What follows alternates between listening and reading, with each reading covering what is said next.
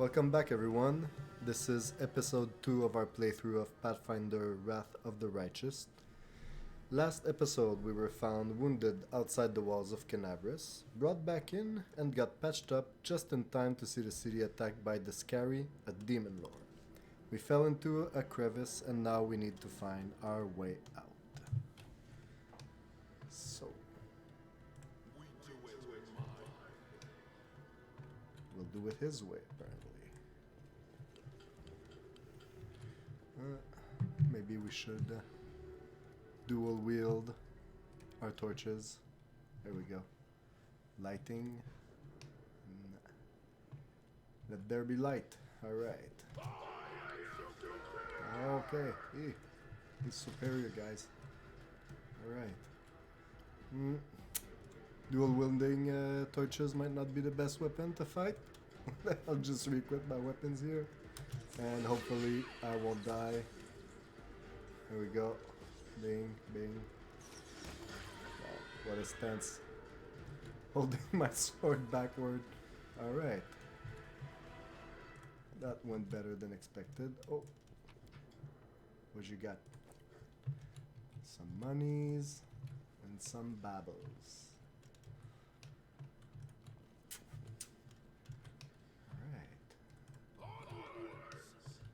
And a giant fruit fly. Let's go. Go for their hearts.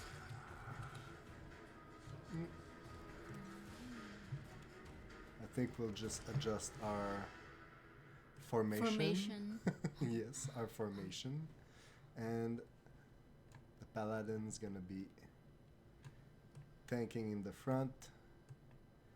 And just like that. Here we go. That's perfect.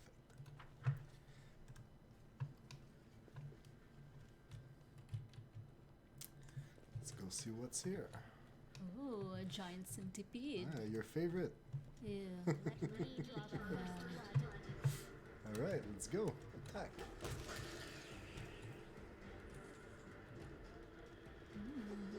More centipede. It's a spitting giant centipede. And who is this? I don't know. Someone It's a with dead person. with some great loot. Just gonna equip our health potions. I already got one.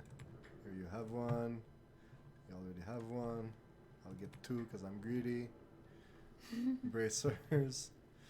Who's gonna have the bracers? I think the bracers won't be working, stacking. Actually, the bonus, the AC bonus won't stack with anybody. So we'll just keep it in stock for now. Maybe resell it later, make a little bit of money, or give it to a future companion.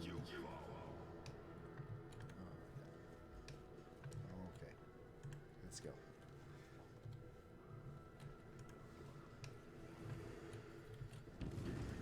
Another fruit fly. And some more rocks raining down on our head.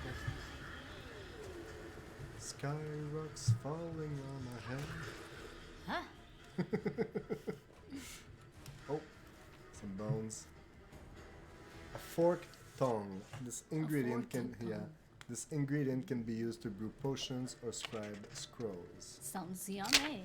Uh-huh. Maybe we'll make a soup out of it. Some more creepy crawlers.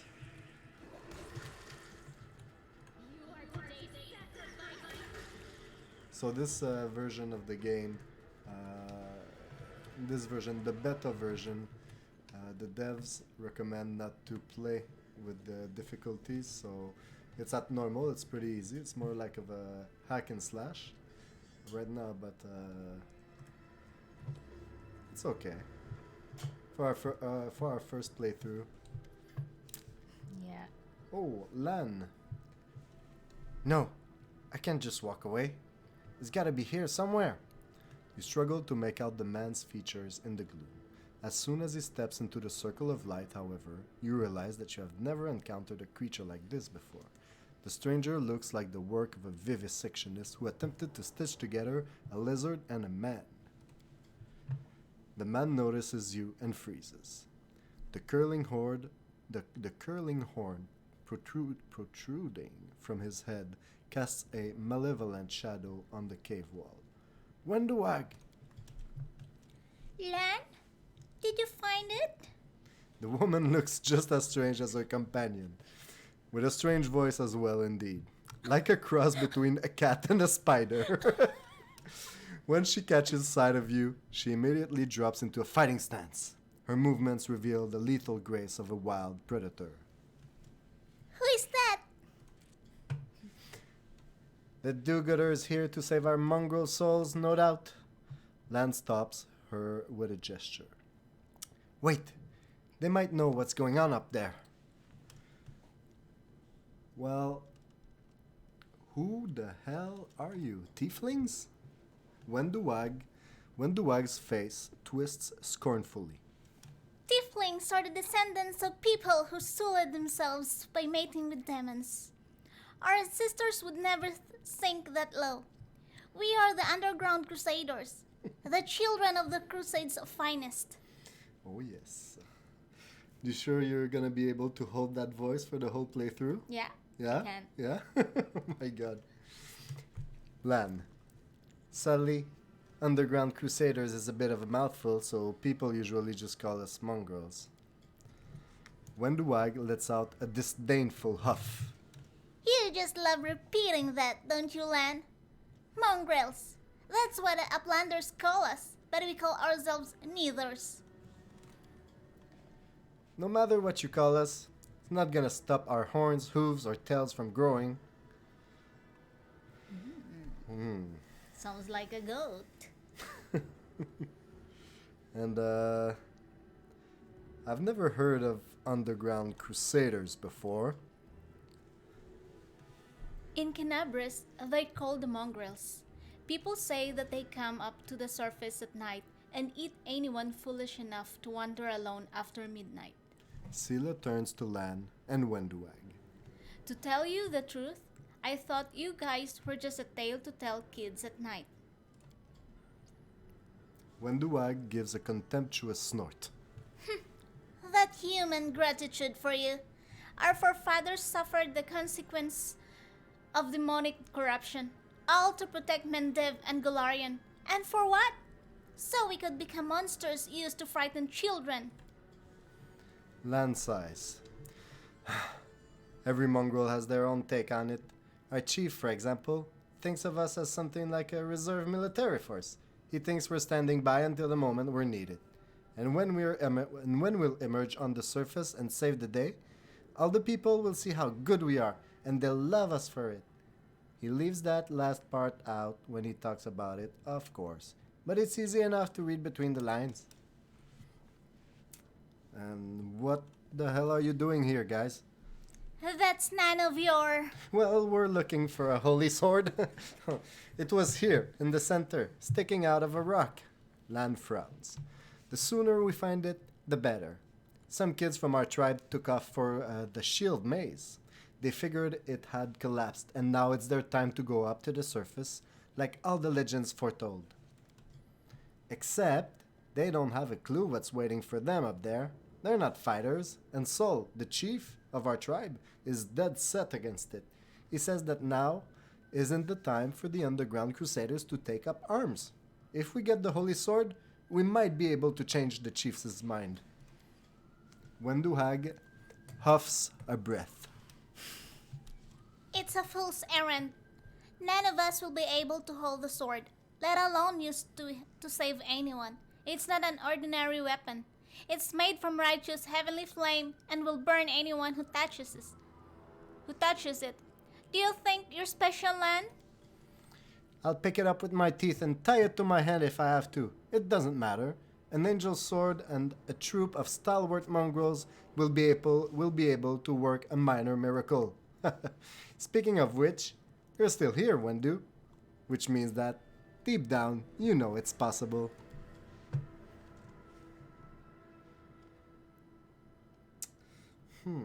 A sword of holy flame. How did it wind up down there? Down here? It came here with its owner, a long time ago, 50,000 gongs to be precise. 70 years in Uplander time. Wenduwag rewards Lan with an irritated glare. 50,000 gongs ago, our forebears found a dead angel here along with the bodies of his comrades. The tribe gave them a dignified burial, and they were laid to rest with their weapons. But a flaming angelic sword was stuck in a rock, and no one was able to pull it out. It burned to the touch like real fire. So the rock was placed over the angel's grave. It should be here, somewhere. Maybe the angel will dig himself out and find the sword for us. That might be our best shot in this chaos. Well, you talked about a maze. Does it really lead to the surface? Yes, there are other ways up, but they are far from here. And after the earthquakes, there's a good chance they're collapsed. But the maze? There's a legend among our people that when the walls of the maze fall, that will be the signal for us, the underground crusaders, that the time has come to go up to the surface and fight the demons in the final confrontation. Wenduwag snorts. Until then, people say the maze is shielding us from taking rush actions. I'm the only one in our whole tribe to have been in the maze, and even I don't know if it's true. But the farther I went in the maze, the fresher the air became. That means that it really must lead to the surface. When the ceiling and wall started shaking... What are you doing? When the ceiling and wall started shaking, the young ones in our tribe lost their heads. They figured the maze was going to collapse, so it was time to go up to the surface. They grabbed whatever weapon were to hand, ran off toward the maze. His eyes are filled with genuine concern. They think the maze is no longer a danger to them. They've been listening to Wenduwag too much. And so yeah, about that, demons are laying waste to Canabris right now. Lan's expression hardens. If things are as bad as you say, then we all have to hurry. Wenduwag looks over you, considering something. You didn't come from the direction of the shield maze. Damn it! I couldn't care less about what's happening on the surface, but the maze... I realize that you have your own troubles, but we need to be in Canabris. People are dying up there. Please, show us the way. What is this place, anyways? This is the hall where we remember the glory of our forebears. Sorry about the mess. It doesn't usually look like this, trust me. Sometimes we even wipe the dust off the exhibits. This is where the relics of the first Crusaders are displayed. Our lives are short, our glories are quickly forgotten. But this place helps us to remember that we are just worthy as anyone else, and that our lives are not lived in vain. Anivia lets out a low whistle. The first Crusaders? You've been down here that long? That's crazy! You know, guys, we'll find the sword faster if we work together. I'll help you. Lan's expression brightens. Thanks! An extra pair of eyes can only help. The sword will be easy enough to spot. It looks, swordy. Help us, and in return, we'll get you out of here. Now we're talking. Let's get to work. It's a good thing we all bumped into each other, isn't it? What do you want? To find the sword quickly so the underground monsters bring you back to the surface? So be it.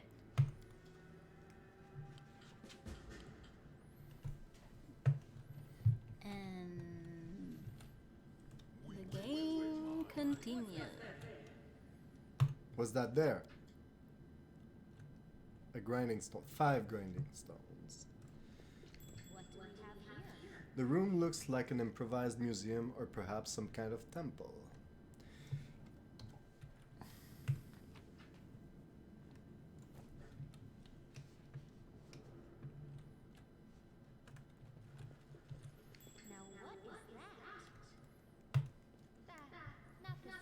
Statue of an unknown knight. The technique is crude, but the figure was clearly crafted with a genuine feeling.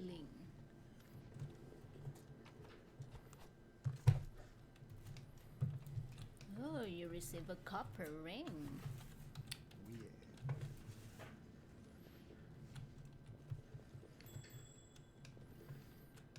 And these perception checks, eh? 3 more grindstones. Some rubbles. Another perception check success. 2 handful of gems. Alright, what else we got? Ding, ding, ding. We've hit the jackpot. Or maybe it's the perception check tutorial right here. Alright, and right before the final Destination. the final loot. Oh.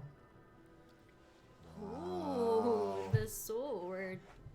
The angelic holy flaming sword. Day 14th, month Guzran, year 4710. A strange flash pierces the gloom, and Siyh feels drops of searing blood run down his chest. The wound healed by Terendelev reopens and weeps scarlet, but there is no pain or weakness. A hazy scene appears, a cave chamber. This one, or another one entirely? Sigh's heartbeat quickens, and a stream of thoughts suddenly bursts into his mind. Thoughts that clearly belong to another. Treachery! They betrayed me, trapped me, and stabbed me in the back. My trusted allies, my trusted friends, my treasured friends. The people I swore to protect. The people for whom I descended from heaven and came to this turbulent mortal world. There they are, up ahead, in the gloom of the cave. What are they waiting for? Are they afraid to draw any closer? Do they believe I am about to die from their treacherous blow? Next to me, a quiet moan. A girl with a golden braid lies on the rocks, clutching her slashed side. She refused to join with the traitors and paid dearly for it. I could have tried to run, but I will not. Whilst I still have strength, I must. While recognizing the foreign origin of these thoughts, Siyh intuits that he can control them somehow. Let's try to furiously call out the traitors. No, I don't want to heal. I'm a Hell Knight. The voice, trembling with pain and rage, carries to the farthest reaches of the cave ceiling in this strange vision. Why? Why did you betray me and your comrades? What did the servants of the abyss tempt you with? Blurred shapes. The faces of several mortals bleed into existence. One of them, a young half-elf with his hair twisted into a knot, responds to the accusations. You and your goddess have given us nothing, Lariel. Nothing! But Lord Descari will give us everything, and there is no power in the world that will stop his advance. The frenzy of foreign thoughts comes faster and faster, like a rushing river, and images flash by one after the other. A priestess in colorful robes observing the stars. A young female paladin praying, clutching her glowing sword. A majestic golden-winged angel gazing into the distance, his face covered by a helmet, but his voice ringing clear. Only if you're willing, and only if you're ready, there is no going back. There, in the vision, the darkness in the cave stirs into motion. Something massive appears from within its depth. A vague shadow, an outline, a nightmare comes to life.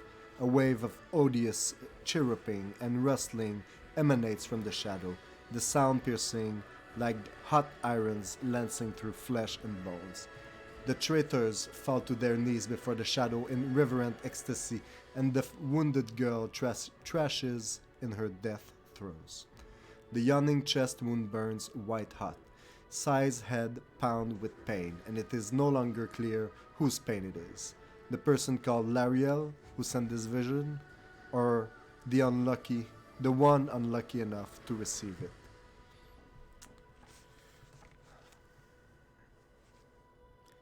But Siyh knows how to resist malign influence such as this, no matter its origin.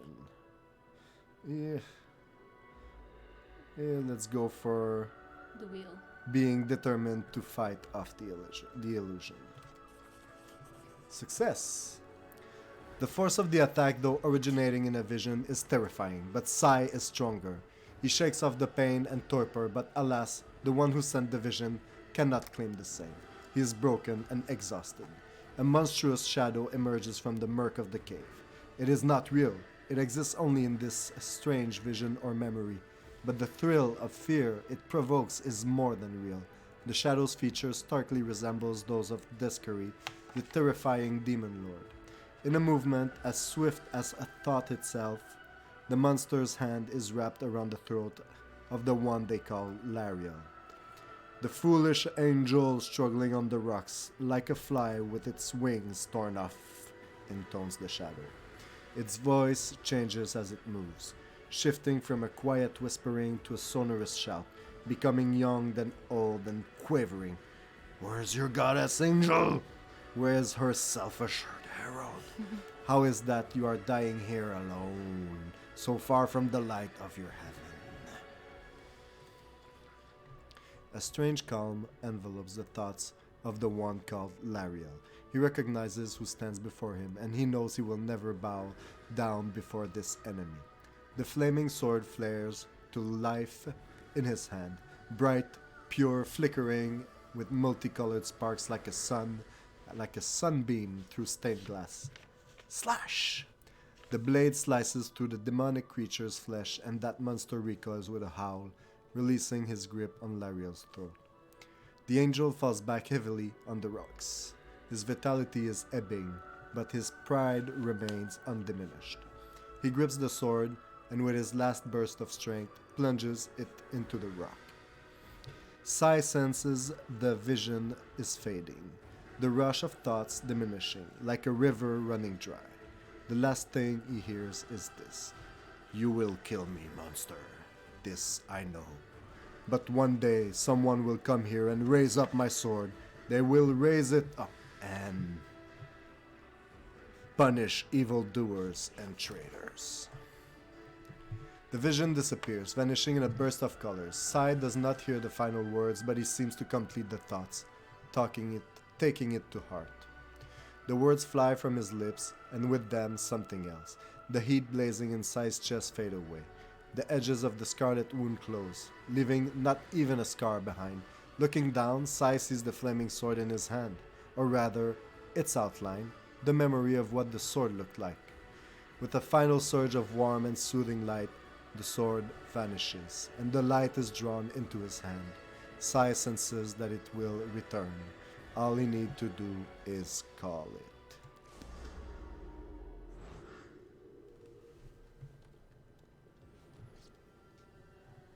And with this, I was about to end up the episode here, but here, let's just finish that dialogue right now. Hey, no. Siyh, are you alright? You were kinda glowing just now. Scylla kneels before the light, offering up a prayer to Ayomede. Lan looks at you, dumbfounded. That was it, the light of heaven, but how? Wenduag frowns. What did you do with it? Where did it go? I think I saw the memories of Lariel, the angel who died here. Lariel? That really was Lariel? The angel from the legends? The ancestors even got his name right on the gravestone. The chief will be thrilled. Wenduag watches you with suspicion. You? Thousands of gongs and no one's been able to touch it. And now you? An ordinary creature of flesh and blood, no different to us. Get the sword and start talking about visions. Now, Wenduag, don't be a sore loser. Lan nods towards you. He's clearly different to us. The sword appeared before him, along with the angel's name and all that other stuff.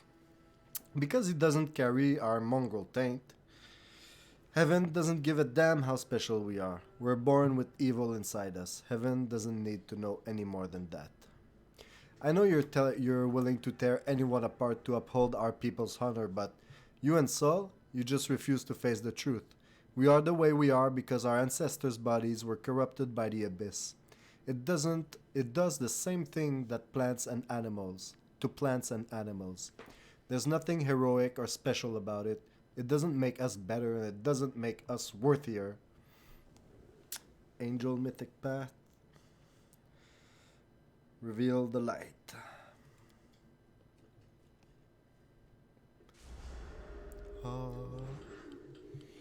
That's it. Wow. I mean, that's amazing. Heaven has truly blessed you, Siyh. When the wag stares at the divine light as if transfixed. This power is the most majestic thing I've seen in my life. Is this what the sun is like, Lan? Yeah, it's similar, but this light is more golden. Lan drags his gaze away from it. Chief Saul needs to see this. Now that we have the power of angels on our side, he can't say no. He'll have to assemble our troop to storm the maze. Lan looks at you pleadingly. You uplanders care about your kids, right? Help us save ours. Without them, we won't survive. And then, the perils of the maze won't be so bad if we go together. We'll make our way through it and find the way to Canabris. Lead us to your chief, and I'll decide if I'm going to help you or not. Let's go. We'll take the short route. Well, the only route, really. Alright. So guys, we'll just end up our episode right here, and we'll see you in the next one.